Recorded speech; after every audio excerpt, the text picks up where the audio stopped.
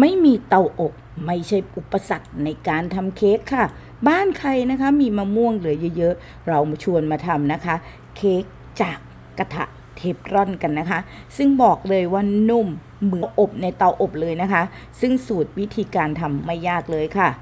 ขั้นตอนแรกนะคะก็จะให้เรานะคะอุ่นกระทะก่อนจะใช้กระทะเทฟลอนในลักษณะอย่างนี้ปิดด้านบนนะคะเพื่อไม่ให้ความร้อนมันออกนะคะหลังจากนั้นเรามาเตรียมไข่ขาวนะคะจำนวน2ฟองค่ะตีค่ะด้วยสปีดกลางค่อนอ่อนนะคะตีนะคะแล้วก็ใส่น้ำมะนาวนิดนึงค่ะหลังจากใส่น้ำมะนาวก็ตีสปีดสูงด้วยน้ำตาลทรายเลยค่ะตีจนตั้งยอดอ่อนเลยนะคะตีไปเรื่อยๆเลยนะคะเราจะสังเกตได้ว่าไข่นั้นจะเริ่มอยู่ตัวนะคะแล้วเราก็ทยอยใส่น้ำตาลทรายไปเรื่อยๆนะคะห้ามใส่พรวดเดียวค่ะ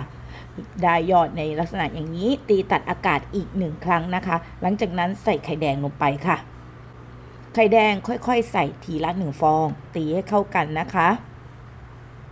ค่อยๆตีให้เข้ากันเรื่อยๆนะคะทีละ1ฟองค่ะตีไปเรื่อยๆเลยนะคะตีจนไข่แดงนั้นเปลี่ยนสีเราจะสังเกตเห็นได้ว่าสีมันเริ่มอ่อนแล้วนะเพราะมันผสมกับไข่ขาวแล้วนะคะได้ในลักษณะอย่างนี้ร่อนแป้งเค้กลงไปค่ะแนะนำเป็นยี่ห้อมงกุฎม่วงนะโดยส่วนตัวนะคะทิ้งลิงก์ไว้ข้างล่างแล้วยี่ห้อนี้มันจะนุ่มแล้วก็เบาหลังจากนั้นใส่ผงฟูค่ะทีนี้เรามาเตรียมกันนะคะเราตะล่อมให้เข้ากันก่อนนะพอใส่แล้วต้องรีบตะล่อมนะคะเราก็มาเตรียมเค้กกันนะคะเรามาเตรียมกระทะกันโดยการที่เราทาลงไปก่อนทาเนยนะคะลงไปค่ะหลังจากที่เราตะล่อมเสร็จแล้วนะเราก็เทเค้กลงไปค่ะเกี่ยให้ทั่วกระทะเลยนะคะใช้ไฟกลางค่อนอ่อนค่ะใช้ไฟกลางค่อนอ่อนเลยนะคะหลังจากนั้นเอาฝามาปิดกันค่ะพอฝามาปิดแล้วนะคะเราจะเห็นด้วยว่าเนื้อเค้กนะคะเริ่มสุกแล้วเราจิ้มมันสุกนะคะสุกแล้วนะคะเราก็มาตัดนะคะแบ่งออกมา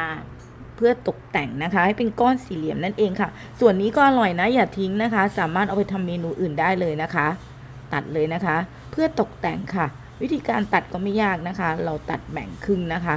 วัดวิธีง่ายๆเลยหลังจากนั้นมาปลูกมะม่วงสุกกันนะคะซึ่งอันนี้นะคะจะเป็นมะม่วง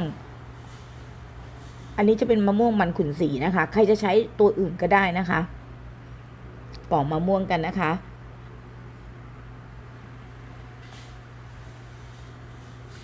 หั่นตรงกลางค่ะ